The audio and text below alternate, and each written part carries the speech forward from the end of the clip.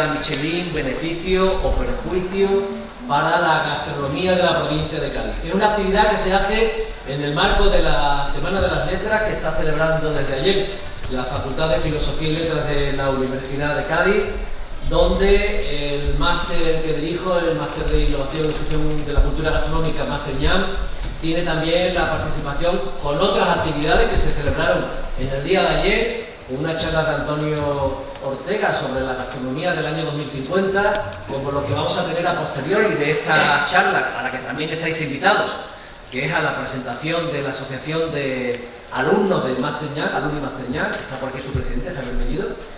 A las 2 de la tarde también hay, que estáis invitados también, por supuesto, y eso sí que es de agradecer, una cata comentada de la bodega de Jerez, Cayetano del Pino, que creo que trae un amontillado fantástico y un palo cortado, o solo amontillado,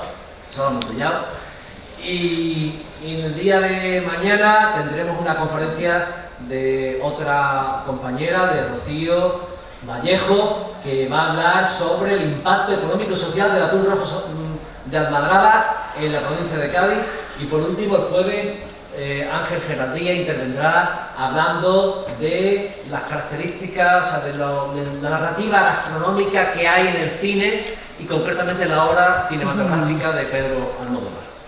Bien, yo quiero darle las gracias a las personas que vienen hoy a intervenir a esta mesa redonda, empezando por mi derecha, Ángeles Peiteado, periodista gastronómica y también periodista con una larga trayectoria en la información local de la revista Cosas de Comer. A continuación, Sergio González Benague, historiador, también ha sido un poco la persona que ha traído la temática, fue alumno del máster y su trabajo de fin de máster fue el proceso de michelinización de la gastronomía española. A continuación, Leo Brifón, chef del restaurante Código de Barra, una estrella Michelin, desde la última gala de la guía. La siguiente es Charo Barrio, comunicadora, bloguera gastronómica, miembro de la Academia de Gastronomía de Sevilla. Bienvenida, Charo. Y por último, Víctor Piñero, del restaurante La Candela, de la calle Felucci, esquina Cardenal Zapata, todo lo que decimos. Bien, pues ya hechas las presentaciones y agradeciendo a los miembros de la mesa este proceso, quiero deciros que también esta sesión se está grabando por Inma Postigo y también gracias a la colaboración de otros compañeros como Rocío, Reche, Claudia, Cristina y otros compañeros que están haciendo posible todo. Y ya sin más dilación y antes de plantear las preguntas, os voy a hacer una pequeña mención de las palabras de Julio Biosca, un restaurador valenciano que renunció por primera vez en España a su estrella Michelin. Abro comillas. Con la estrella Michelin solo entraba tontería por esa puerta. Y todo el mundo te dice que eres el mejor. Con esas palabras resumía Julio Biosca su renuncia a la estrella Michelin que fue concedida hace algunos años en la provincia de Valencia, en un pequeño pueblo de Valencia, pero no es el único. Hay otras personas como Sebastián Bras, el famoso Rebuchón, o Jean-Paul Lacombe, o Marco-Pierre White, que han renunciado y siendo un poco acusados por la prensa especializada de desertores, ¿no? De desertores. Esto viene ocurriendo de forma natural porque la guía Michelin tiene la capacidad de condecorar, de prestigiar, no solamente a los restaurantes, sino también a los chefs. Y esto es una de las cuestiones que también nos preocupan a la hora de marcar el territorio de la calidad y de la excelencia gastronómica y, por tanto, cómo contribuye al destino turístico y gastronómico, ¿no? Las preguntas que vamos a plantear en la mesa son las siguientes. La primera sería si la guía condiciona o no condiciona la creatividad del chef. Esto es una cuestión, claro, hay un estándar, hay unas normas, hay unos dogmas y, por tanto, puede verse o no la creatividad del chef condicionada por las normas de la guía. La segunda pregunta que abro a la mesa sería: ¿son libres para crear los chefs o solo piensan en lo que les puede agradar a la guía Michelin? Después también, la última pregunta, antes de entrar en debate, sería si hay riesgo o no de pérdida de identidad gastronómica en la medida en la que hay un estándar, una norma que establece la guía y la alta gastronomía se adapta a la norma y por tanto puede verse en una grave pérdida de identidad el destino gastronómico. Bueno, estas son las preguntas que pretendemos. Mi papel aquí, bueno, no me he presentado al principio, disculpad, soy José Vera Sánchez, así que bienvenidos todos. La idea es que abramos un turno de debate en la mesa, podamos compartir las reflexiones y después estáis invitados a participar con vuestras preguntas a lo largo y al final del debate. Así que, si os parece bien, yo voy a empezar dándole la palabra por mi derecha, Ángel Pitera. Bueno, buenas tardes. Yo quería empezar dando las gracias por invitarme como representante de la revista Cosas de Comer, tanto a Mastañán como a la Universidad de Cádiz. Para mí es todo un honor debatir sobre la influencia de la guía Michelin con Víctor, con Charo, con León y Eusebio. Y por supuesto quería aprovechar para felicitar a José Vera Sánchez por la organización excelente y también felicitarle por los magníficos resultados que está teniendo Mastañán.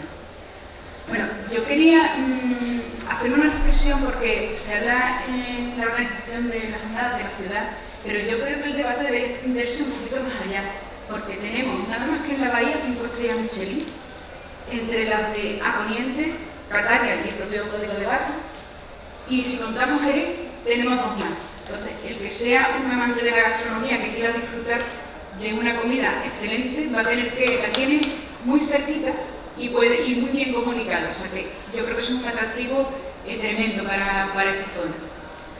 Después, no sé si habría que abordar los temas que estabas planteando o... Con tranquilidad.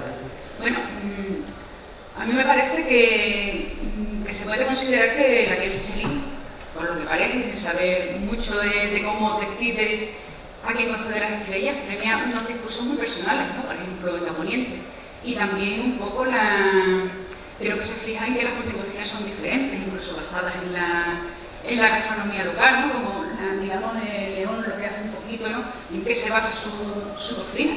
Con lo cual, estandarizar, o sea, si yo quisiera conseguir una estrella Michelin, intentaría no estandarizarme, intentaría hacer todo lo contrario. Intentaría distinguirme, quizá partiendo de lo que ya existe, me imagino, pero intentaría distinguirme, pero vamos, dicho como periodista, que no soy yo cocinera, y ellos saben mejor que nadie cómo se plantean las cosas cuando uno quiere aspirar a una estrella Michelin. Muy bien. ¿Tú crees, Ángeles, como periodista que observan la actualidad gastronómica, que la provincia se está viendo beneficiada de que haya más estrellas Michelin? Sí, ¿es un beneficio? ¿Tú no ves ningún tipo de amenaza, ¿no? Yo no la veo, porque realmente si una de las antes también hemos estado hablando nosotros, no creo que haya un peligro para la gastronomía tradicional, que no solo persiste, sino que es muy buscada también y muy demandada. Yo creo que la gente cuando viene, la mayoría de la gente cuando viene a Cádiz está pensando en las recetas tradicionales, en los sitios donde se come bien, donde hay muy buen producto y que lo otro es un complemento. O sea, está que puedes comerte la sanuca, comer todo lo bueno que tiene sanuca, venir aquí, probar la comida de camarones y todas esas cosas, y eso no quita que después te vayas a Poniente o a Poniente o a quien sea, o a una estrella Michelin que también disfrute una gastronomía diferente. Y ellos son complementarios. Muy bien. Bueno, tiene la palabra Sergio, que además, como decía antes, él ha abierto una línea de investigación sobre los procesos de estandarización en la alta gastronomía, lo que él ha bautizado como michelinización. Sergio, ¿qué opinas de todo esto? La primera pregunta iba en referencia con la creatividad, ¿verdad, José? Sí, la que quieras.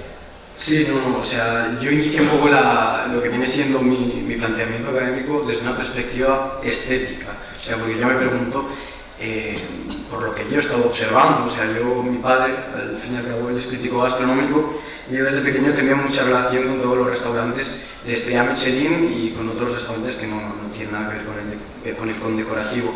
Pero sí que es verdad que en los últimos años he estado observando, sobre todo fue un día que estuve en varios días que estuve de forma muy consecutiva en varias estrellas Michelin y observé que los discursos prácticamente eran todos muy similares y me aburría, así lo digo y muchas veces lo digo, el aburrimiento me costaba 200 euros aproximadamente, 100 dependiendo del restaurante Entonces me planteé si la guía Michelin, es la sensación que a mí me ha dado, estaba estigmatizando un poco a los cocineros a los cocineros y a las cocineras en cierto aspecto a cocinar, ya que la experiencia en general fuera de determinado tipo, de una determinada manera. Entonces yo me planteé en el TFM que si la guía Michelin estaba estandarizando lo que era, o estandarizando y limitando la creatividad de los cocineros y de las cocineras. Cuando vas avanzando en la investigación te das cuenta que el fenómeno de la michelinización, ya no el concepto, no solo el proceso, va mucho más allá de la propia creatividad. O sea, yo creo que al final estamos hablando también de que fomenta una forma como caballo de Troya, porque al final es la guía, es la jueza suprema que marca un poco lo que es la gastronomía, más allá de la alta gastronomía.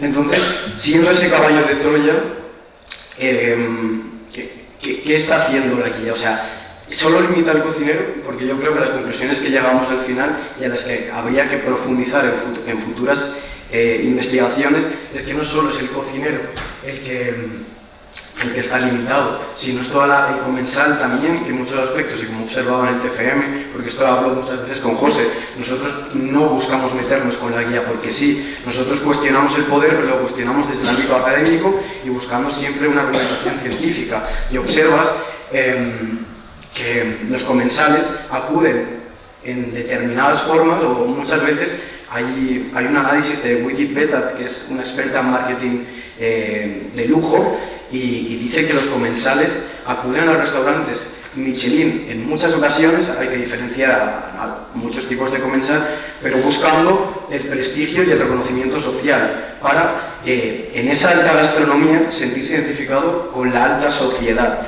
Y muchas veces empiezan a dar igual esos discursos narrativos o el talento propio del cocinero o de la cocinera en pos de publicar en redes y sentirse identificado sin entender nada de lo que ha comido en redes sociales. Y luego, ya para finalizar también ya el turno, creo que la michelinización o la estandarización de la gastronomía va mucho más allá del plato, de la experiencia en sí mismo, porque fomenta que se entienda la gastronomía desde la perspectiva o desde el valor del éxito, desde el valor mediático y del chef como una figura mediática que fomenta muchas veces más que se olvide al final lo más importante en la cocina, que es estar al frente de los fogones y no al frente de los focos.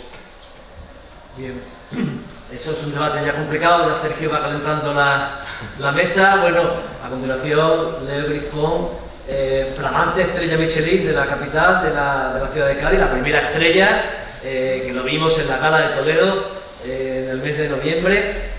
Además le entregó la estrella a otra de las personas muy reconocidas, como es Ángel León. Sí. Pues León, ¿qué tal te va en tu restaurante y qué tienes que decir a este debate?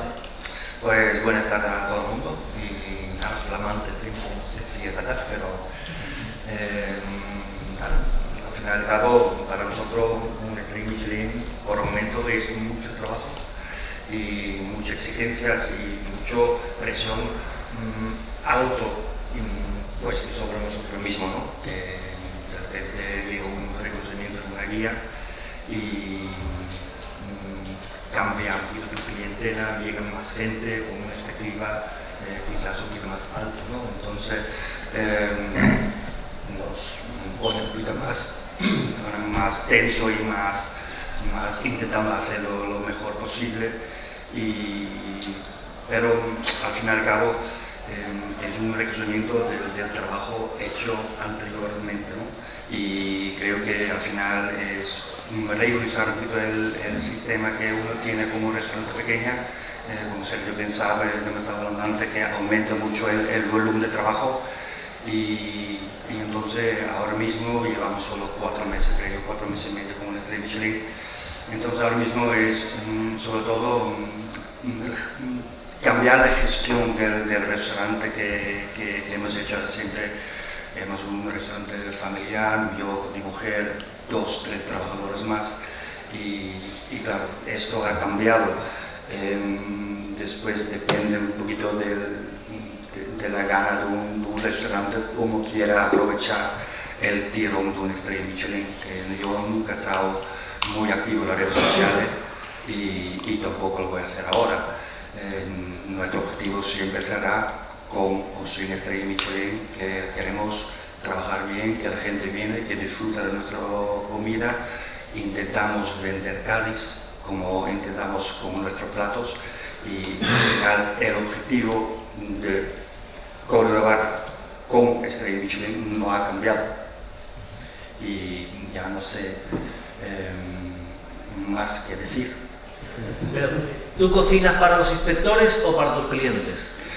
Yo creo que lo dejo claro, ya, yo cocino por mi cliente. Yo de verdad todavía no he hablado nunca con un inspector de Michelin.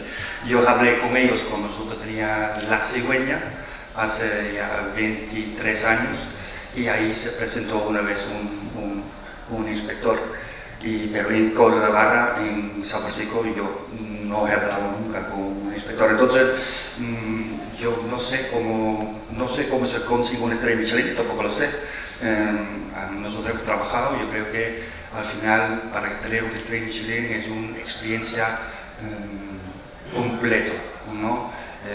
Servicio local, comida, regularidad, personalidad de la cocina y del servicio. Yo creo que cuando tú logras un paquete completo con claro, también bodega, por supuesto, entonces yo creo que cuando tú ya conseguir un paquete completo, quizás puedes llegar a esto, pero claro, al final y al cabo hay muchos cocineros buenos, hay muchos restaurantes buenos, y al final, si te toca recibir este premio, este reconocimiento, es un honor y una responsabilidad también, por supuesto.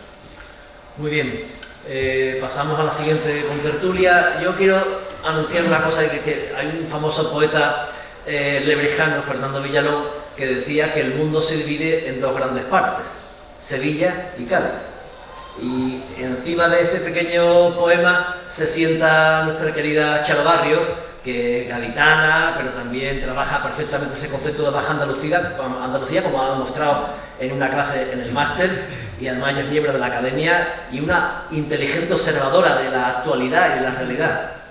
Más, Charo, ¿qué te parecen los temas que hemos planteado? Hombre, pues estupendo. Bueno, antes que nada, dar gracias también. Yo nunca me imaginé que iba a estar aquí en el aula magna, en este lado. He estado muchas veces escuchando, pero aquí nunca. Así que muchas gracias. Pues efectivamente, para mí la estrella Michelin es un reclamo, es una marca de excelencia, es la división de honor y por supuesto supone una certificación especial. Los productos tienen también sus certificaciones de calidad, que también son de muchas maneras, los hoteles también lo tienen, los servicios también. Tengo que decir, al hilo de lo que ha dicho Leo, que hace mucho tiempo que lo conozco, él mismo se ha explicado en que llegar a Michelin ha sido un camino largo, muy largo, donde él mismo se ha ido madurando, consolidando, definiendo, porque pienso que en hostelería y en gastronomía eso es lo más importante, la definición.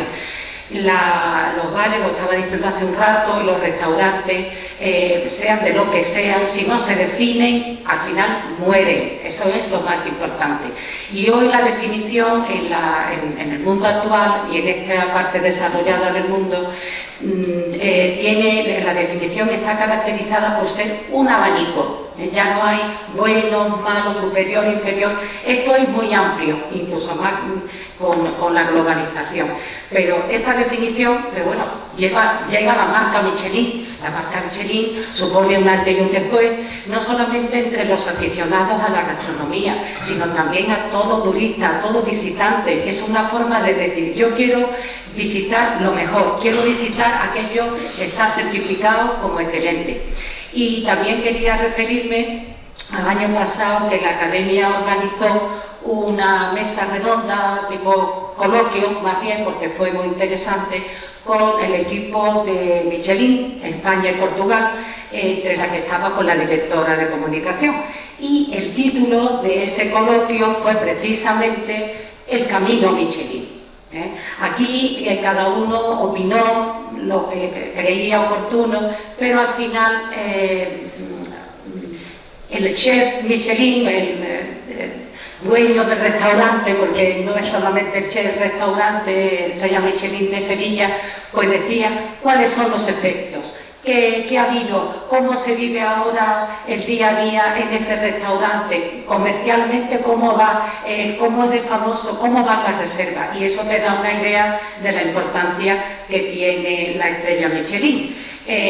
También en ese coloquio, que luego lo puedo ampliar si queréis, pues se habló de los criterios. Entonces, para eso se le estuvo preguntando a ese equipo de inspectores y a esa señora como directora de comunicación que conoce perfectamente la comunicación, las estrategias y lo que tiene que decir por dónde va la comunicación de Michelin, y nos sirvió bastante, pero bueno, al final nos soltaron prendas. O sea que al final nos fuimos un poco diciendo, bueno,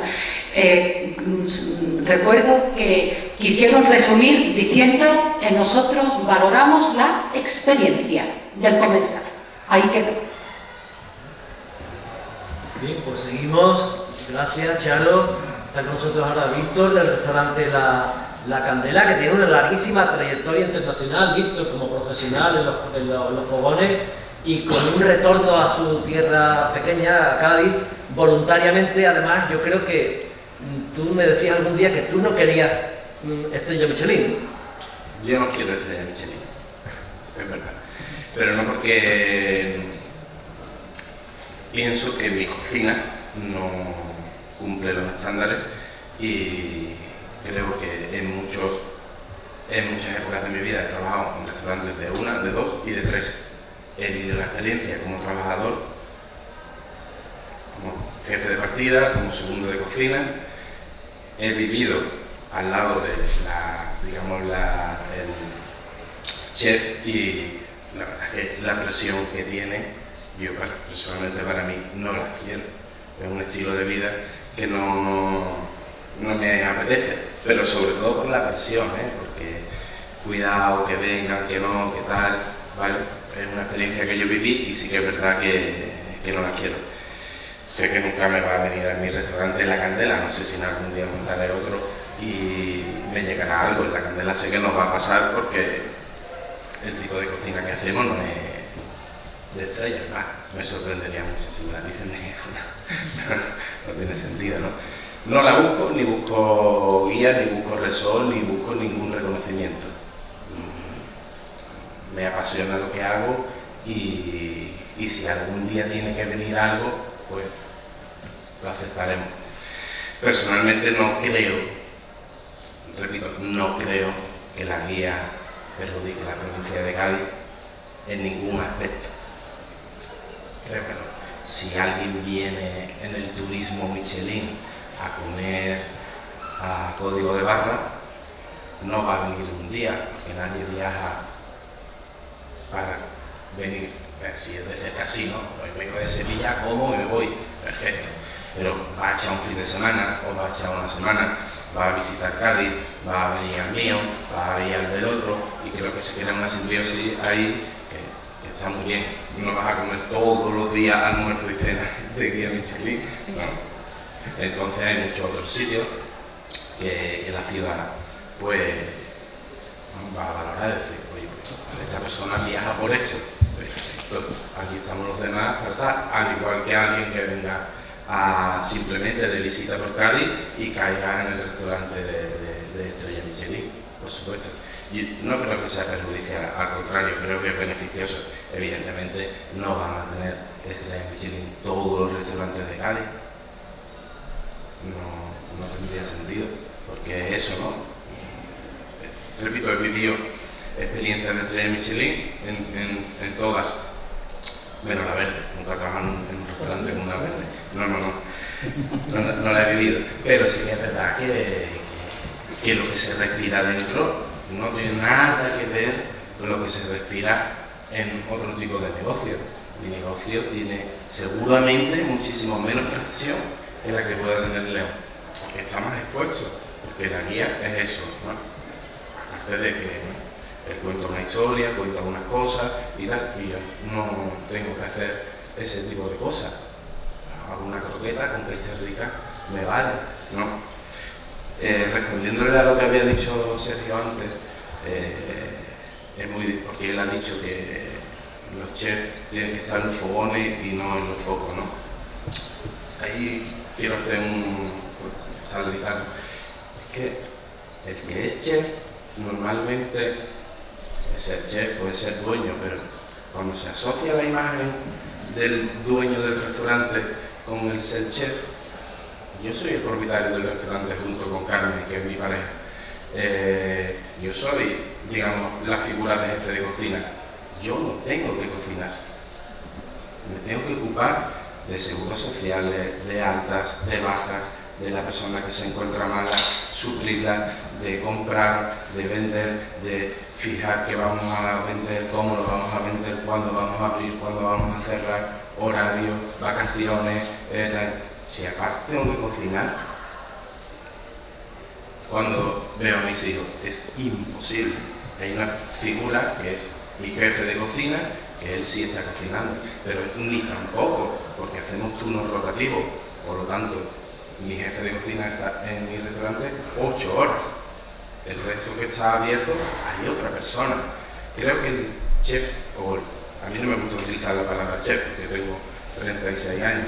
Cuando tenga 70 y todavía me dedique a esto, a lo mejor sí me diga, bueno, pues premia a tu vida como profesional, soy cocinero. Pero creo que yo como propietario tengo que crear un concepto y unos estándares donde todo siempre esté igual como nosotros creemos.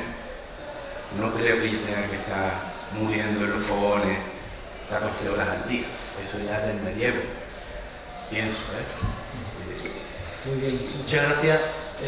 Hay una reflexión también que sobrevuela aquí, que decía Ángel, ¿no? Cuando un viajero viene a disfrutar, no solamente disfruta de un plato de Michelin, sino que también va a toda la oferta gastronómica que tiene un destino, que es amplia, compleja y diversa, sobre todo. Y diversa me refiero solamente también a calidad, sino en precio, ¿no?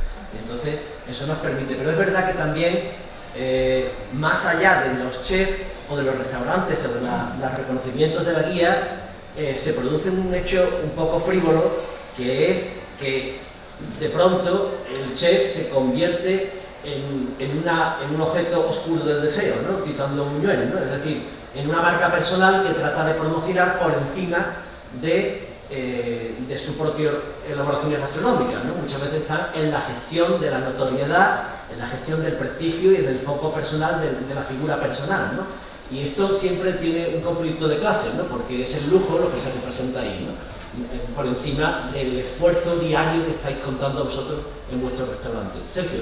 Sí, o sea, por comentar también lo que ha dicho Víctor, yo no lo decía en un sentido completamente figurativo de que el chef, bueno, a mí me gusta también denominarlo cocinero, cocinera, tenga que estar siempre frente a los fogones. Yo lo que comentaba es que la guía Michelin y todo el establishment mediático que está generando, y no lo digo yo, lo decía Aitor Arrey, que puede ser el parrillero junto a Aitor, junto a Víctor, más famoso de este país, están generando un mundo mediático que importa mucho más que el cocinero esté frente a un foco que su propio talento creativo y conceptual, ¿no? El hecho de que esté frente a los fogones. Y luego también por comentar, por seguir con el título de beneficio o prejuicio para la provincia de Cádiz, yo creo que ahora mismo podemos estar todos de acuerdo, los que estamos en esta sala, que no aporta ningún prejuicio la guía Michelin a Cádiz, a día de hoy. Pero bueno, Robert Parker, cuando empezó a hacer su lista de vinos, tampoco aportaba ningún prejuicio para el ámbito de la enología, o quizás McDonald's cuando surgió. Pero bueno, esto con el tiempo, ahora estamos hablando de michelinización y yo creo que estamos empezando a una pequeña prospección, pero ya se ha estudiado el proceso de la parkerización como se ha robado la identidad del terroir y de todos los vinos en pos de buscar la mejor puntuación de vinos para que Robert Parker puntúe mi vino cuanto más mejor y que me lo compre todo el mundo. Y esto es ciencia, se ha estudiado, se han añadido taninos al vino, igual que ahora mismo estamos haciendo un principio de aproximación a las cocinas. Se ha estudiado igualmente con la McDonaldización, que probablemente sería lo que muchas veces cuesta también dar la cara cuando se cuestiona la guía desde un cocinero con estrella Michelin. Y yo le comentaba de que, bueno, que la estandarización, luego si queréis lo podéis ver, que la estandarización va por otras partes, no está simplemente en el plato, sino que también está en la sal, en la vajilla, lo que comentábamos antes en la experiencia. Y él me decía, literalmente, a mí me interesa poner todo esto que pones en contexto, ya que indirectamente he hecho todo esto, hasta estar tranquilo y disfrutar de la estrella. Sí que están estandarizando. Bien, adelante, tío. Pues puede ser que está estandarizado. Yo creo que todo va con las modas, y igual que en cada gastrobar, si no hay bao, no es un gastrobar. Y quizás en los restaurantes... Perdón, has dicho que si no hay bao, no hay si gastrobar. no hay bao, no es un gastrobar, ¿no? Era el pan bao, ¿no? El pan bao, ¿no? Que siempre hay, o si no hay un brioche con rabo toro deshichada, ya no somos un gastrobar. Y quizás lo que hace referencia a tú, ¿no? Que a lo mejor en los guías Michelin, ahora mismo si tú no tienes un plato con verduras, Los petit fours. bueno, pues los petit fours de verdad son muy antiguos, y al fin y al cabo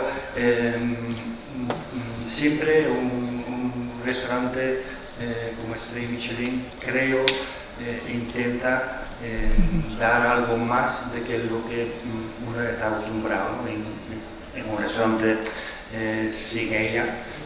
Entonces un café con algo de petit four, yo creo que no es una estandarización, creo que es dar algo más. Y bueno, de hecho yo he ido a diversos no tiene petit four, por ejemplo, ¿no? Entonces, pero bueno, yo creo que yo no iba a este lado, yo quería decir que al final modas son modas, y habrá modas en la alta cocina y modas en los gastrobares. Estandarización creo que no es por la guía Michelin o por la guía Repsol, o en este caso el TripAdvisor, ¿no? Yo creo que son modas que son lo que el cliente pide y lo que hoy en día uno quiere. En las altas cocinas será ahora mismo de moda plato con verduras y muchas algas y plancton, y los gastrobares son brioches y pavos. Yo creo que no veo ahí que la guía Michelin o cualquier otro guía tiene influencia a esta cosa. Sí, pero os hago un planteamiento. Si entendemos la gastronomía como patrimonio común, está de hecho patrimonializada a través de la UNESCO. Somos la dieta mediterránea desde el año 2010. Si consideramos esto como un patrimonio común y una moda nos quita las croquetas del puchero o la sangre en tomate, está expoliando un patrimonio, porque si se produce la invasión con una visión colonial de otras elaboraciones, de otros usos, de otras prácticas gastronómicas, están destruyendo el patrimonio gastronómico. ¿Qué tenemos? ¿Que preservarlo o ser porosos para aceptar cualquier invasión culinaria? Pues yo tengo la autoridad abierta, lo diré. Yo creo que ahora mismo la influencia japonesa y oriental, que es una línea en general en alta cocina y en los restaurantes de gastronomía normal, aunque normal, o sea, cualquier gastronomía es excepcional, ¿no? Pero tú sabes, yo creo que otra vez es una moda, y hay muchos restaurantes que defienden esta tradición o gastronomía patrimonial, como por ejemplo el Faro de Cádiz, por ejemplo, que sigue, ¿no?, fiel a sus raíces, y hay muchos restaurantes más. Entonces yo creo que son modas pasajeras, y claro, cuando hay un chef influente que dice, no, la cocina mexicana va a ser la repera de los próximos años, mucha gente le hace caso y empieza a trabajar con este concepto de que un mexicano o peruano, ¿no? Hoy en día, si no tienes ceviche, no eres restaurante. Por ejemplo, Cosas de Comer ha sacado un reportaje con motivo del Congreso de la Lengua sobre la casquería, la lengua estofada. que es un patrimonio muy gastronómico, muy nuestro, ¿no? ¿Qué tal? ¿Hay mucha casquería en la provincia de Cádiz? Eso es lo que no sabe que son 5, son los únicos que hemos encontrado, ¿verdad? O sea, hay una pérdida de casquería, de guiso de casquería. Yo creo que eso no le importa, porque a la gente cada vez le gusta también. Además, todas las cerdos, de ternera no hemos encontrado en ningún sitio que la ponga. O sea, no hay casquería de ternera en la provincia. Lengua, ternera. Lengua. Sí, concretamente yo no lo he encontrado. A lo mejor alguien me dice, pues mira, la hay en tal sitio. En Chicago sí me ponía el año pasado, pero ya no se la están poniendo. Hicisteis hace poco también un estudio muy interesante sobre el concepto del brunch y de los desayunos muy americanizados, y al final no quedan churreros en la provincia de Cádiz, ¿no? Churreros quedan, y de hecho hemos hecho ahora el Somos Churreros, una campaña en San Fernando, porque ha resultado ser la ciudad más churrera de las que habíamos propuesto, porque según los lectores, una votación con mucha participación. Pero no se ven churros en la gastronomía anglosajona, o masas fritas. Pues no lo sé, la verdad ya, a mí me pilla un poquito lejos, la verdad es que no lo sé. Claro. El artículo no lo he leído, lo leeré ahora. ¿El artículo es sobre la lengua o sobre la casquería? La lengua. Sobre la lengua, ¿no? Vale, porque menudo hay en Cádiz un montón de bares. Muchísimo. Y en casquería. Bueno, yo quería decir, la alta cocina ha existido desde hace mucho tiempo. Todo el mundo sabe que hace muchos años pues la muestra estaba en el norte de España, ¿no? Pero yo creo que quien está ayudando a ese proceso de estandarización, michelinización y todo eso, es en el mundo tan mediático de la comunicación en el que nos encontramos. La comunicación es una tirana. Es quien impone sus normas, quien establece códigos, quien establece, no sé, pautas, opinión, y entonces nos movemos un poco por todo eso. Tanto es así que todos sabemos que esa alta cocina a la que estamos admirando, que bueno, es para admirar porque en realidad es algo que tú no puedes hacer en tu casa, ¿no? Es una persona que maneja y domina esas técnicas por encima de todo. Eso es un artista, eso es digno de admiración. Pero me refiero a eso, a que esa comunicación está llevando incluso al espectáculo, ¿no? Al morbo. Ese es otro mundo que está perjudicando gravemente todo este mundo del oficio, del gran oficio de cocinar para el cliente, ¿no? Incluso Michelin, volviendo al acto del año pasado, decía que ellos estaban procurando adaptarse al gusto del consumidor, al gusto del comensal, y que estaban valorando, por eso valoraban lo que era la experiencia, es decir, han creado esa estrella verde porque, bueno, tiene en cuenta también un factor importante, la sostenibilidad, esa comida limpia, ¿no? Que bueno, eso habría mucho que decir, pero yo creo que el tema de la comunicación es excesivamente peligroso, a veces provocador incluso, y en eso estamos metidos todos, ¿no? Entonces, con el tema de la estrella verde ha surgido todo esto y no sé, a mí me gusta seguir el proceso, ¿no? Pero no me gusta que me influya, me gusta que me informen, pero no hasta ese punto, ¿no? Ya hemos visto incluso que el tema de la sostenibilidad no es tan fácil, para que pueda coexistir la filosofía del restaurante con lo que es la realidad, y bueno, pero eso es lo que tenemos. Yo hablaba antes de definición, la definición es así. Hay una serie de críticos gastronómicos que saben lo que están diciendo, pero es que hoy todo el mundo opina de todo. Entonces, ¿hasta qué punto se pueden establecer con objetividad todas esas pautas y todos esos criterios, ¿no? Pues este es el mundo que tenemos.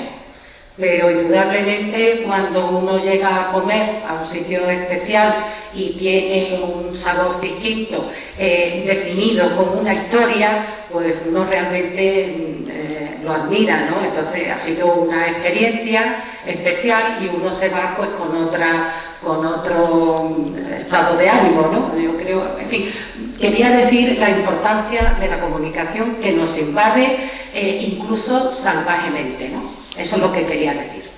Víctor.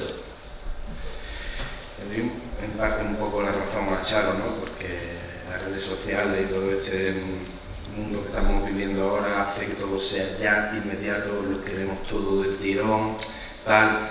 Sí que es verdad que en el momento en que nos encontramos de moda de la gastronomía, no le exigimos lo mismo a un dentista, por decir un oficio, que se nos exige a los hosteleros. La experiencia, dame la cerveza, pero la quiero ya. Oye, que te he pedido el pan. Son ciertas cosas y tal.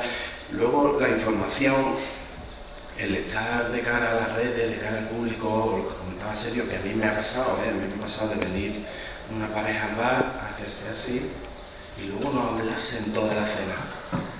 Es una realidad, pero bueno, eso ya está también ahí en la cultura de cada uno, en cómo quiera vivir la experiencia o a qué va al restaurante. Yo voy a un restaurante y depende del restaurante al que vaya, voy a una cosa o voy a otra. Evidentemente voy a comer y a beber, ¿no? Pero hay sitios en los que quiero estar atento a todos los detalles y hay otros sitios en los que me parece más informal y estoy más desenfadado. Si alguien quiere saber algo de cualquier tema, no va a las redes sociales, va a otro tipo de medios. No creo que no haya nadie que no haga esto así para ver las redes sociales. O sea, si este gesto constante es lo que tú le dedicas a las redes sociales y la atención, creo que es algo pasajero. Al igual que también creo, volviendo a lo que dijo antes José, ¿no? de conservar la esencia de la gastronomía de la provincia o del sitio en el que estemos. Yo nunca voy a cocinar cocina capitana tradicional en Cádiz, al igual que cuando vivía en China, no cocinaba cocina china, hacía cocina tradicional española. Es mi marca, es mi sello de marketing y creo que en todas las ciudades soy a favor de la globalización, me encanta todo. Y cuanto más lo mezcle mejor, siempre con un sentido y un criterio, ¿no? Creo que me encanta la sangre de tomate, pero creo que cuando nació ese plato, por ejemplo, o el arroz con leche, ya estaba destinado a morirse. Todo es pasajero. No hay un plato que se cocine exactamente igual que hace 300 años. Entonces, y ahora, aunque vivimos en una sociedad muchísimo más rápida, pues los cambios son más rápidos. Tenemos una influencia de gente que viaja, de gente que viene de otras ciudades, tal, que nos enriquecemos. Y creo que compartir al final toda la gastronomía de todos los sitios y tal, al final hace una esencia de una gastronomía propia. Yo sé a dónde tengo que ir a comerme una tapa de menudo o a dónde tengo que ir, pero no porque sea la mejor tapa de menudo, sino porque estoy influenciado a lo mejor por mis padres, por mis tíos o por gente que dice que esa es la mejor, ¿no? Y entonces voy ahí. ¿Vamos a ir a otro sitio? No, vamos a este que es lo mejor. Eso me pasa a mí, ¿no? Personalmente. Y creo un poco que eso, que la esencia no se va a perder. Hay gente que está ahí luchando fuerte para que no se pierda. Pero si nos mezclamos y compartimos y tal, también está bien. O sea, que tú piensas que el exceso de identidad puede estar matándonos también, ¿no? Me refiero a entender la identidad como un cadáver exquisitamente conservado, pero que todo el mundo sabe que eso no crece, ¿no? El mestizaje es tu modelo, ¿no? Me apetece, me encanta cocinar eso y entonces baso mi negocio en eso. He abierto otro tipo de negocio totalmente diferente a lo que estoy diciendo, ¿no? Pero tampoco creo que por basarnos 100% en la cocina tradicional del sitio en el que estemos perjudicándola, ni mucho menos, ¿no? Al contrario, creo que cada persona, cada cocinero, cada propietario, cada camarero tiene una diferente visión del mismo plato. Yo puedo hacer unas patatas aliñadas, puede hacer charras, puede hacer león, puede ser Sergio, puede Ángel, puede hacer tú, puede cualquier persona aquí, y todo va a ser diferente, con la misma patata, la misma cebolla, el mismo perejil y el mismo aceite. Muy bien. Sergio. Charo, del poder de los medios de comunicación El otro día, bueno, justamente ayer, hablaba con Janet Acosta, la directora de Foodie Studies, ¿no?, del máster, que puede ser el máster de periodismo gastronómico más prestigioso de este país, y comentaba en Twitter, o sea, es un debate público, que estoy hablando con ella, que hay muchos periodistas que contribuyen también a esta estandarización, sintiéndose ellos o buscando el propio relato que ensalce un poco ese establishment gastronómico para que ser los primeros que le invitan a la Michelin, a la guía Repsol, donde sea. Y esto creo que también es una realidad, porque probablemente, o sea, es muy sencillo, simplemente hay que leer muchos de los artículos, que hay una sobredosis de periodismo gastronómico, una sobredosis de blogs, de medios de comunicación, de periódicos digitales, de mucha pobreza mediática, que parece que quieren seguir más el baile a la guía Michelin, a lo que se quiere sentir identificado, no solo a la guía, a los 50 Best, porque la estandarización o el concepto, la denominación del concepto michelinización es por ensalzar el caballo de Troya, que es Michelin, que es la jueza suprema, pero por detrás, o fomentando esta estandarización, está el BCC, está Vocento, está Mateo Mocou, y estarán también muchos otros agentes, como pueden ser las academias de gastronomía, no la sevillana, por supuesto, pero sí que, bueno, en general, etcétera. Y luego también lo que, por hablar, seguir un poco con el patrimonio común, lo que comentaba León, decía que hay gente como Mario del Faro que sigue apostando por esa línea más tradicional, incorporando también muchas cosas creativas que hacen a su negocio muy, muy interesante. Pero claro, yo me pregunto, a Fitur, a Madrid Fusión, que lo paga la Diputación en muchos casos, ¿llevamos a Mario del Faro o llevamos, o nos dejó, o sea, al final el cocinero que llevamos, o lo comentaba también Ángeles, que venimos con la idea a Cádiz de comer panizas, de comer tortillita de camarones, pero cuando se promociona esto en los tótems gastronómicos, en las grandes plazas como es Madrid Fusión, ¿llevamos a Mario del Faro o llevamos a Ángel León o llevamos a Lu, que no lo estoy cuestionando, que me parece totalmente adecuado, además porque tienen mucha más repercusión mediática que cualquier otro? Pero claro, lo estamos pagando con fondos públicos, lo estamos pagando entre todos los que estamos aquí, porque yo ya tributo también. Entonces, si cogemos los estándares de la Michelin, o sea, ¿con qué legitimidad qué legitimidad tienen? Porque no los hacen públicos, no sabemos cómo juzgan, porque bueno, no es que yo no me lo crea, es que lo dice Pascal Remy, que tiene un formulario, ¿por qué no lo hacen público? Bien, ese es otro tema, que es el proceso de transparencia a la hora de emitir los juicios, pero Ángela, yo quería preguntarte, ¿qué es más importante desde el punto de vista gastronómico? ¿Tener mucha información gastronómica, como tiene cosas de comer, o dar mucha opinión en esa sacrosanta división, ¿no?, que es el periodismo, ¿no?, en gastronomía? ¿Qué es más importante? ¿Saber toda la oferta o tener opinión contrastada sobre cómo es un establecimiento, o es otra opinión subjetiva? Para mí es tener la información porque no me la voy a quedar yo. Es decir, yo lo que quiero hacer es informar a la gente qué oferta existe en la provincia de Cádiz y en la de Sevilla, por lo cual cuanta más información tenga yo, más cosas voy a poder contar, independientemente de si en un sitio cuya gastronomía a mí me gusta o no. Yo le voy a contar a alguien que puede probar determinados platos en tal sitio por tal precio. Entonces yo, cuanto más información tenga, más información le voy a ofrecer a mi lector. Sin embargo, tú, por ejemplo, en el cine, en la literatura, sale una película y tenemos 3 críticas de cine, unas a favor, otras en contra, como si viviéramos en una democracia. ¿No crees que falta democracia y capacidad de crítica y, por tanto, de opinión subjetiva en el mundo de la gastronomía? O sea, que el sector está poco acostumbrado a la crítica. O sea, la crítica negativa. A la crítica en general. O sea, que no hay opinión. O sea, es que nosotros nos consideramos más periodistas que críticos, la verdad, de hecho no nos consideramos críticos. Nosotros lo que hacemos es informar más que otra cosa. Nuestro contenido más fuerte son las guías, los reportajes, más que lo que es la crítica, porque hay mucha gente que la hace ya muy bien como para que vengamos nosotros 3 a competencia. Ángeles, ¿no te da la sensación que se está banalizando la crítica gastronómica? O sea, ¿no te da la sensación que hoy en día todo el mundo tiene capacidad para opinar sobre gastronomía? Y ya no es eso, sino que tiene mucha más legitimidad alguien que tenga muchos seguidores en las redes sociales, como puede ser la gran mayoría de foodies, que un periodista reputado que critique realmente a ese restaurante. Capacidad para opinar de la gastronomía de todo el mundo. Es muy incluido en tu casa que te hace alguien y la persona con la que tú convives y tú eres que no estás dueño. O sea, eso es una capacidad inherente que tenemos todos. Capacidad para opinar de la gastronomía, de la pintura, de la arquitectura y de las nubes que pasan por el cielo. Ahora, lo otro es una cuestión del receptor.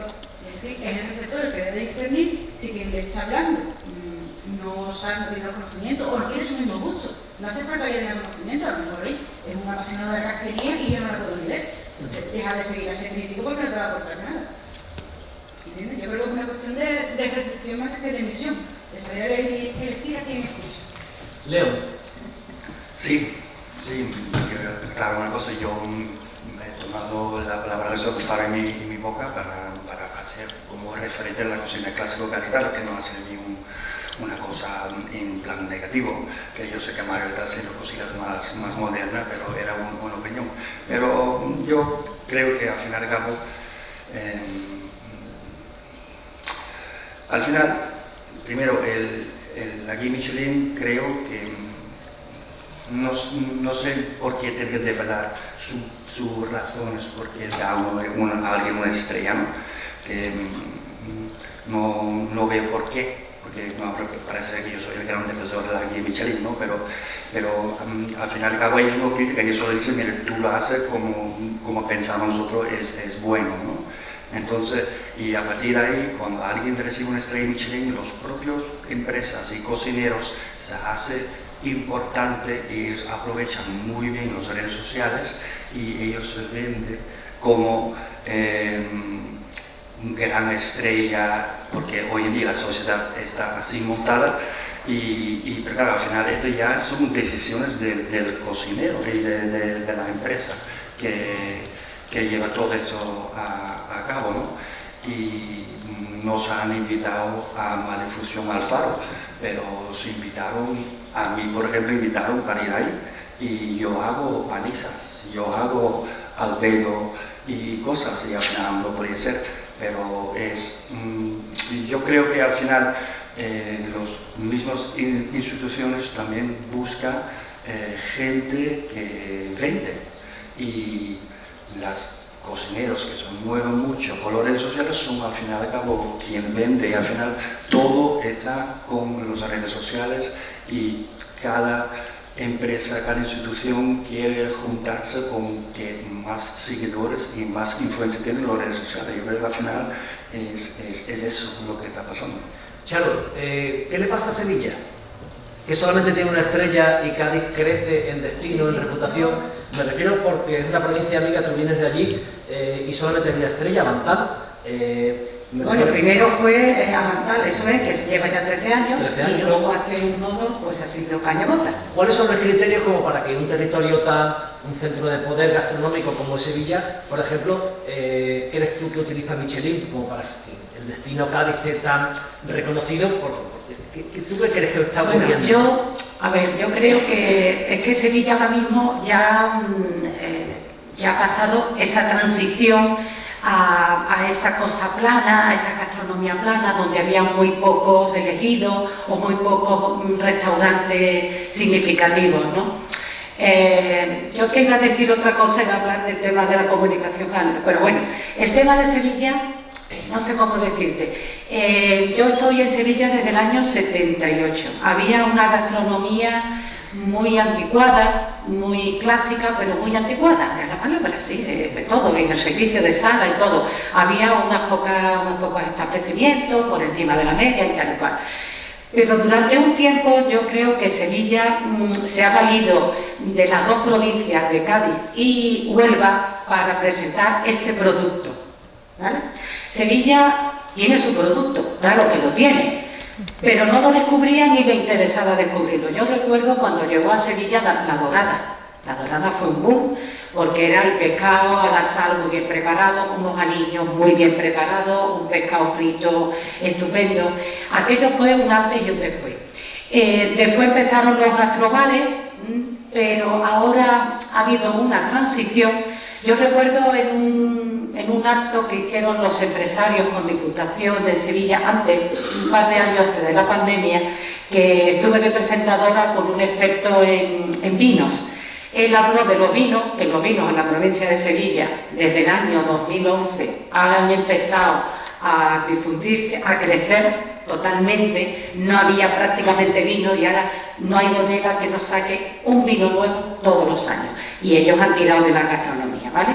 Entonces él habló, mi compañero habló de los vinos andaluces y por supuesto de Sevilla, y yo hablé de lo que se estaba produciendo, del proceso que se estaba produciendo, de que Sevilla estaba encontrando sus productos, estaba viendo esas carnes de producción minoritaria, casi en peligro de extinción, esos quesos con los que se estaba trabajando de pequeños productores, ese aceite que ya tiene una denominación de origen, incluso esas setas, que hay 50 variedades de setas en la provincia de Sevilla, ese pescado de la marisma, interesantísimo, y ahí lo que faltaban eran cocineros. Ahora hay, lo mismo que está ocurriendo en Cádiz, una generación de excelentes cocineros jóvenes con una formación, con una definición y con unos restaurantes, yo no diría, es alta cocina, yo no lo diría, pero es una cocina muy especial, muy definida, muy cuidada. Ese cocinero transmite esa personalidad suya, y eso pues al final engancha a la gente, ¿no? Entonces pienso que ese es el momento que está viviendo Sevilla. Empezó, y tengo que decirlo, el restaurante Hispal, antes de la pandemia, porque después todo esto lo ha trastocado. Entonces Hispal empezó incluso a hacer postres con los mantecados de estepa, ¿no? Que son una IGP. Empezó con eso, empezó con esas terneras de poca producción, los quesos, y además te los servían en las vajillas de la Cartuja, con lo cual era un modo muy casero y muy tradicional de presentar los platos. A mí me encantó aquella experiencia, y aprovecho también para decir una cosa que no se está haciendo por falta de, yo pienso que de medios humanos. El restaurante kilómetro cero. Nosotros hablamos ahora mucho del producto kilómetro cero, el restaurante kilómetro cero. No olvidemos que ese término lo inventó la Fundación Internacional Slow Food. Fue quien creó esa marca kilómetro cero en España. Lógicamente, para tú ser kilómetro cero tienes que presentar una documentación, demostrar a qué proveedores compras tus productos, las técnicas, te dejan un pequeño margen, un 15% de productos venidos de fuera. Entonces, ahora se está hablando de eso, de kilómetro cero. Y hay muchos establecimientos, muchos críticos que están recogiendo ese término, esa definición de kilómetro cero. De hecho, muchos Michelin vienen precedidos por el kilómetro cero y por la estrella verde, ¿no? Que es lo que exactamente, que por ejemplo el caso de Santi, ¿no? Santi fue estrella Michelin, a mí me ha gustado mucho como estrella Michelin, y ahora, bueno, desde la estrella verde pues están demostrando otra gastronomía, otro escaparate distinto, pero vamos, yo cuando voy a Huelva disfruto muchísimo más todavía en Azabache, ¿no? Bien, gracias Charo. Vamos a abrir el debate a la sala, abierta a vuestra participación, y después damos una ronda, pues ya llevamos una hora y creo que Cayetano del Pino está sirviendo amontillado en el patio y ya Abuelo está aquí, así que si os parece alguna pregunta, alguna reflexión, una idea para compartir o una pregunta a la mesa, encantados de poder recibir cualquier pregunta vuestra. ¿Qué opinión os merece lo que estamos hablando? Venga, adelante. Ponte de pie. Hola, buenas. Han hablado, la tengo apuntado porque muy bien. Estaba pensando. Han hablado mucho de la gastronomía extranjera y de sus diferentes opiniones sobre el mestizaje con y cómo afecta la individualidad gastronómica de la provincia en la que nos encontramos. Sin embargo, yo quería saber cuál es su opinión sobre el mestizaje con la comida nacional. Es decir, cuando tú vas a otra ciudad que está un turismo mucho más masificado, puedes encontrar muchos restaurantes que ofrecen los platos más estereotipos de España, como pueden ser la paella, sangría, jamón, ole, feria, los toros, es decir, lo más estereotipo de lo más estereotipo, y muchas veces faltan al producto y a la receta original. ¿Piensan que este mestizaje o esta apertura de restaurantes masivos puede afectar al producto local? O, como ha dicho usted, debemos ser porosos a la hora de incluir productos de otras localidades de España. Muy interesante.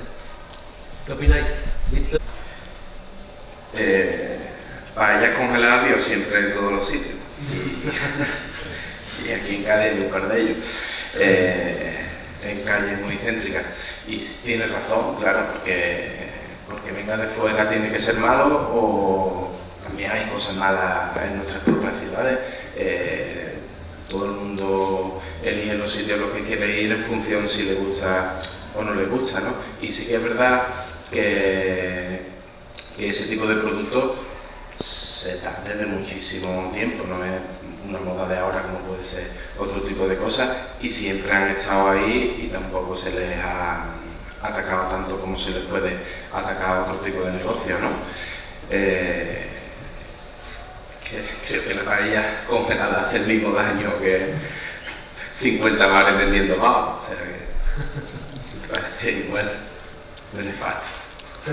Sí, brevemente, o sea, tú me conoces y yo, o sea, hablando de mestizaje nacional, yo creo que aunque a mucha gente le pique, España es un país plurinacional con mucha diversidad cultural que nos enriquece a todos como nación. Hablando de lo gastronómico, o sea, yo creo que el mestizaje a nivel nacional, incluso internacional, creo que es súper positivo mientras se identifique muy claramente qué es qué, y siempre a favor de que se pueda adaptar a cada localidad o cada establecimiento. Pero claro, cuando vamos a sitios como puede ser Barcelona, las Ramblas, Madrid, y ves esas paellas congeladas, a mí como valenciano, no me voy a poner chauvinista porque también lo odio, pero sí que es verdad que me da mucha rabia, pero como propio patriota de nuestro mestizaje plurinacional, si eso es lo que queremos vender, esas paellas congeladas, ¿qué visión se va a llevar el extranjero, el que viene aquí? O sea, yo creo que sí que tiene que haber una protección patrimonial de nuestras propias recetas y de nuestras propias elaboraciones, si nos queremos vender como un destino digno turísticamente hablando. Sí, yo creo que la pregunta también iba en el sentido de que muchas veces internacionalizamos tanto la gastronomía que es más fácil tomarse en Cádiz un ceviche que un lechazo palentino, y lo tenemos a 500 kilómetros, un buen lechazo. Me refiero que estamos tan condenados o a tener identidad o a saber qué ocurre con la cocina peruana, pero la realidad gastronómica española es impresionantemente diversa y muchas veces ajena al resto de lo que comemos en la península, ¿no? La cultura ibérica, ¿no? Pues yo creo que Chávez es el mejor habla de este tema, pero sí, por ejemplo nosotros en nuestro restaurante hablamos de la historia de Cádiz y contamos platos a través de la historia a través de los platos, y de verdad sorprende que hay mucho gaditanos mismos que al final no eran conscientes de que este era de aquí, o esto se comía aquí antiguamente.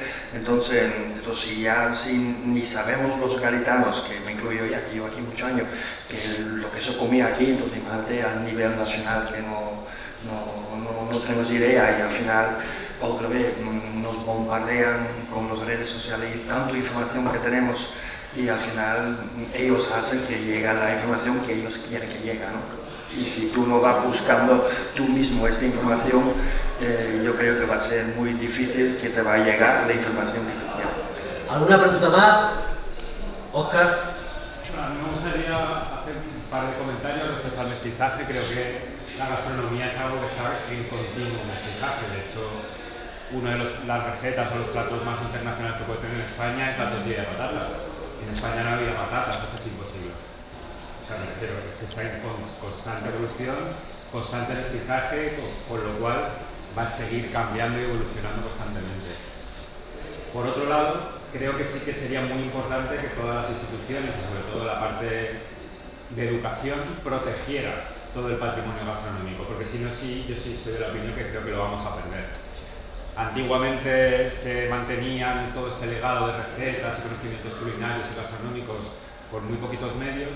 Hoy estamos en una era de digitalización, con lo cual medios nos sobran para conservarlos y no se está haciendo nada.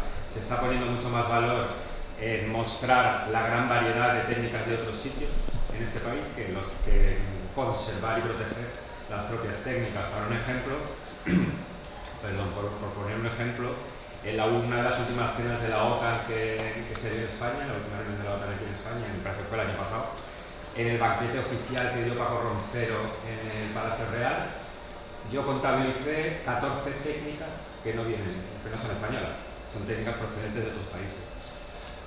A nivel institucional, yo creo que eso debería preocupar, es que en una cena de jefes de Estado se muestre lo que tiene España. No que dediquemos a poner ceviches, sushis, baos o brioches, ¿no? Lo que sea. Me gustaría saber un poco qué opinas de todo esto y sobre todo desde el punto de vista de las instituciones de educación. Al final, desde las escuelas de hostelería solo se muestra un camino de éxito, que es la vía Michelin, cuando la hostelería es muy amplia.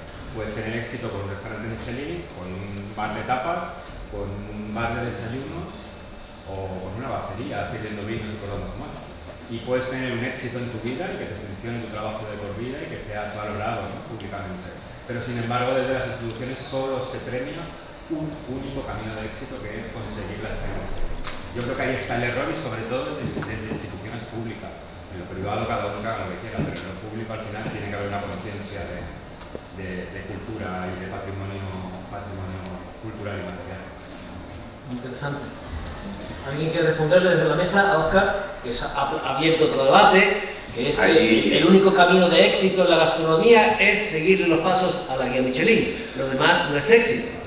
Bueno, eso cada uno por lo que cada uno interprete como éxito. Pero también te doy parte de razón. Hay una asociación a la que pertenezco que se llama Eurotoques y creo que hace un papel muy importante por preservar la cultura de cada provincia. Eurotoques a nivel europeo, pero hay Eurotoques Cádiz, hay Eurotoques Andalucía, hay Eurotoques España, y sí que se hace eso. A lo mejor creo que por lo que estabas diciendo, si se hiciese público sería mejor, ¿no? Porque a lo mejor sí, a lo mejor alguien que vea el vídeo, que esté por aquí, pueda recoger el guante y formar un proyecto y hacerlo. Estaría bien, claro. Bien, la última intervención. Ángeles, Sergio, una última reflexión final. No sé, yo creo, no tengo yo una visión tan negativa sobre la conservación del patrimonio gastronómico, porque hay diversas entidades, bueno, el Charo está Asociación de Gazpacho, por ejemplo, que tenéis el recetario de gazpacho bastante controladito. También con Pensar Moreno se hizo una cosa muy similar. Había una asociación que no recuerdo cuál era, que también estaba buscando las recetas clásicas, digamos, más típicas de Andalucía para hacer las recetas. Nosotros mismos, modestamente, cada vez que vemos una receta rara, la publicamos. Intentamos encontrar cómo es y publicarla. Y, por ejemplo, después las instituciones acaban de premiar al restaurante Cuenca de Jimena, a la Asociación Católica Agrícola de Chipiona y a la quesería de los Payoyos, que ninguno tiene estrella Michelin. Y, si no me equivoco, a Medifusión y a todas estas iniciativas, donde Diputación y varios ayuntamientos llevan gente, más bien tienen por productores. Es decir, yo creo que Ángel León va solo. Y quienes van invitados por la Diputación, pues el de ¿cómo se llama? Conservar variedad de barbate, botellas, en fin. Bueno, bodegas tampoco, bodegas también van solas, las más grandes. Vamos, básicamente productores pequeños. Bien, alguna intervención más de la mesa, rápida, porque vamos terminando. Muy rápido, que yo estoy de acuerdo contigo con el Paco Roncero, con tantos diferentes, pero bueno, yo creo que es el problema y las instituciones, como tú bien dices, y al final yo creo que España, y sobre todo Cádiz, por aquí mismo Cádiz, todo el mundo debe defender la gastronomía gaditana, ¿no? Y como Ángel la Charo, ellos están hablando mucho, y también el grupo Gastronómico Garitano, que ya creo que es muy poco activo, pero ahí tú metes en la página web y tú encuentras un montón de cosas que no se sabía, y seguramente el Movimiento de Cádiz también tiene un montón de información, y que también seguramente si hay alguna duda te facilita cualquier cosa, pero sí. Y última cosa, socialmente quizás que cuando llegas a un estrella Michelin eres exitoso, pero yo creo que si al final cada empresa, si hoy en día puedes sobrevivir y trabajar a gusto y tener personal y mantener tu negocio abierto, ya tienes mucho éxito. Muchas gracias, Leo. ¿Charo, alguna intervención final? Bueno, yo lo único que quería decir, hay que cuidar el producto, hay que cuidar el producto de aquí, y que sin cocinero no hay producto. Muy bien. Sergio. Sí, muy brevemente incidir en lo que estamos hablando. O sea, hay grandes investigaciones relacionadas con lo que estamos intentando hacer. El estudio del fenómeno de la michelinización acaba de empezar. Esta es la primera prospección. Cuestionar el poder siempre conlleva un gran ir a contracorriente, y más cuando estamos hablando de una empresa y de un movimiento tan opaco. Nosotros no damos nuestra opinión, nosotros planteamos una hipótesis y la analizamos desde la investigación científica, y hay que incidir en el estudio de las relaciones de poder en la gastronomía, como hace José a través de Masterñam y a través de toda la institución académica de la Universidad de Cádiz, que hay que agradecérselo.